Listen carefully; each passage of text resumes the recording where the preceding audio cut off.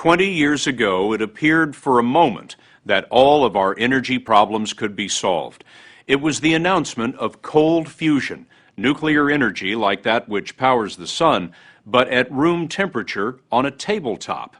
It promised to be cheap, limitless, and clean. Cold fusion would end our dependence on the Middle East and stop those greenhouse gases blamed for global warming. It would change everything. But then, just as quickly as it was announced, it was discredited so thoroughly that cold fusion became a catchphrase for junk science. Well, a funny thing happened on the way to oblivion. For many scientists today, cold fusion is hot again.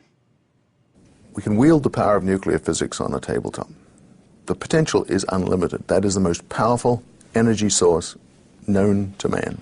Michael McCubry says he has seen that energy more than 50 in cold fusion experiments he's doing at SRI International, a respected California lab that does extensive work for the government. McCubry is an electrochemist who imagines in 20 years the creation of a clean nuclear battery. For example, a laptop would come pre-charged with all of the energy that you would ever intend to use. You're now decoupled from your charger and the wall socket. Automobiles? Same. Potential is for an energy source that would run your car for 3-4 years, for example, and you take it in for servicing every 4 years and they'd give you a new power supply. Power stations? You can imagine a one-for-one plug-in replacement for nuclear fuel rods. And the difference only would be that at the end of the lifetime of that fuel rod, you didn't have radioactive waste that needed to be disposed of.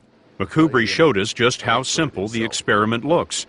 There are only 3 main ingredients. First, palladium, a metal in the platinum family.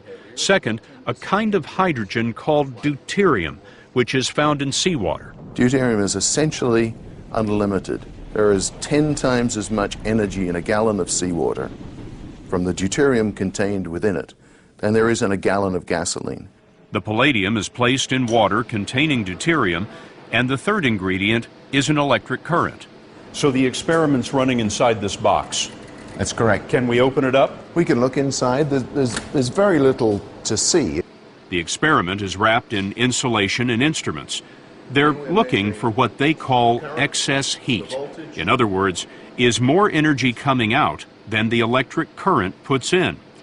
No one knows exactly how excess heat would be generated in the experiment, but McCubry shows us what he thinks is happening. This is an artist's rendition of deuterium. At the atomic level, palladium looks like a lattice, and the electricity drives the deuterium to the palladium.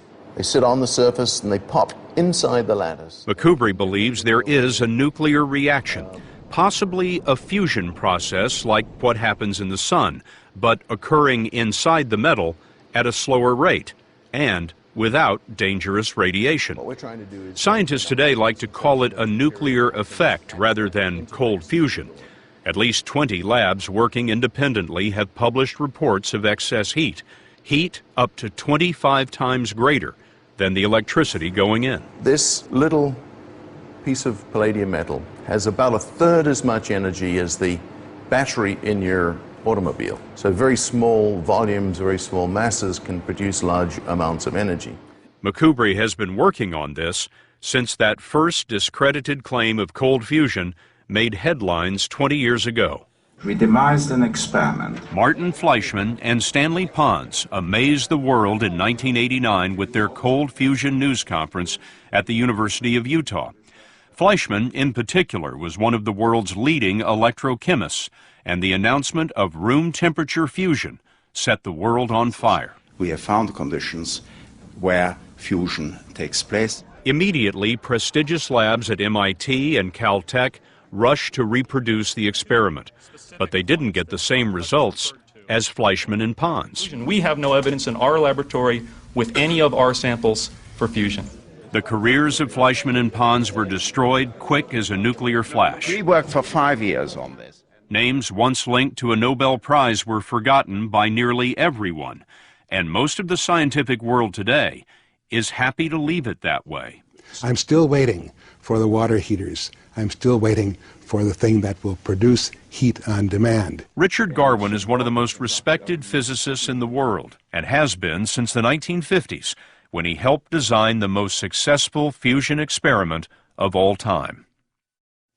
The hydrogen bomb, sort of the ultimate in hot fusion. Yes, it was unfortunately a very successful experiment. This experiment has... Garwin was a critic of Martin Fleischmann back in 1989, and he has seen the reports on the research that has been done since. You think Macubre is mistaken? Yes. After all the work that he's done? Yes, I think so. Why? I think probably he measures the input power wrong. It's one of the most common criticisms of cold fusion experiments that the amount of electricity going in and the heat coming out are simply mismeasured. It's possible, it is possible that I have been mismeasuring energy for 20 years, but I think it extremely unlikely. A very large number of people have been making these measurements, and measurement of current, voltage, temperature, resistance. They're some of the simplest measurements that a physicist or physical scientist will measure. But there's another problem that critics point out. The experiments produce excess heat at best 70% of the time. It can take days or weeks for the excess heat to show up, and it's never the same amount of energy twice. I require that you be able to make one of these things, replicate it, put it here, it heats up the cup of tea, I'll drink the tea, then you make me another cup of tea, and I'll drink that too. That's not it. For you to be a believer, it has to work 100% of the time. Pretty much. Our critics often complain that we can't boil water to make tea. We could have in fact boiled 64 gallons of water and made 1,000 cups of tea had we chosen to do so. No one's sure why the experiments can't be consistently reproduced. Macubre thinks it has something to do with how the palladium is prepared. He's working with this Italian government lab called Enea, where some of the most reliable palladium is made. With so many open questions, we wanted to find out whether cold fusion is more than a tempest in a teapot. So we asked the American Physical Society, the top physics organization in America, to recommend an independent scientist. They gave us Rob Duncan, Vice Chancellor of Research at the University of Missouri and an expert in measuring energy. When we first called you and said we'd like you to look into cold fusion for 60 minutes, what did you think when you hung up the phone? I think my first reaction was something like, well, hasn't that been debunked? We asked Duncan to go with us to Israel, where a lab called Energetics Technologies has reported some of the biggest energy gains yet. We are delivering power into the cell. When I got there, I just kept asking about, okay, how do you know this? How do you know that? How do you get 30%? I mean, Duncan spent 2 days examining cold fusion experiments. I'm just skeptical because I'm always skeptical. And investigating whether the measurements were accurate. Do you measure that aluminum temperature directly or just assume it's equal to... And when you walked down to the Israeli lab, you thought what? I thought, wow, they've done something very interesting here. He crunched the numbers himself and searched for an explanation other than a nuclear effect. I found that the work done was carefully done and that the excess heat, as I see it now, is quite real. Are you surprised to hear yourself saying this? Very much. I never thought I'd say that. And weaving it, the Defense Advanced Research Projects Agency, known as DARPA, did its own analysis, and we obtained this internal memo that concludes there is, quote, no doubt that anomalous excess heat is produced in these experiments. Do you feel vindicated after all these years?